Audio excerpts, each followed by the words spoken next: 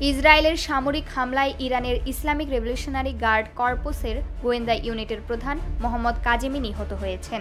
রোববার 15 June Tehran বিষয়টি নিশ্চিত করেছে বলে জানিয়েছে সংবাদ মাধ্যম বিবিসি।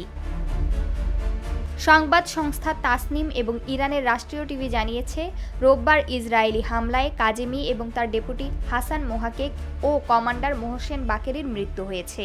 এর আগে ফক্স নিউজকে দেওয়া এক সাক্ষাৎকারে ইসরায়েলি প্রধানমন্ত্রী বেনিয়ামিন নেতানিয়াহু বলেছিলেন, আমি আপনাকে বলতে পারি যে আমরা তাদের প্রধান গোয়েন্দা কর্মকর্তা এবং তার সহকারীকে তেহরানে পেয়েছি।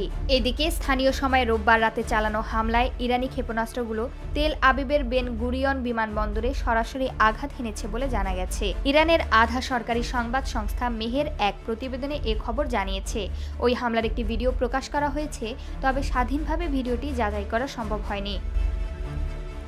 এছাড়া ইসরায়েলের জরুরি পরিষেবা সংস্থাগুলো উত্তর উপকূলীয় বন্দর শহর হাইফার একটি বসতিতে ইরানি হামলার খবর পেয়েছে বলে জানিয়েছে স্থানীয় পুলিশ।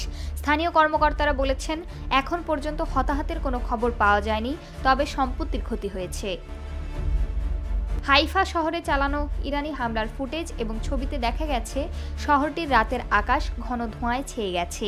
ইসরায়েলি পুলিশের পক্ষ থেকে বলা হয়েছে, আমরা জনসাধারণকে দুর্ঘটনাস্থল থেকে দূরে থাকতে এবং ঘটনাস্থলে পুলিশের নির্দেশনাবলী মেনে চলতে অনুরোধ করেছি।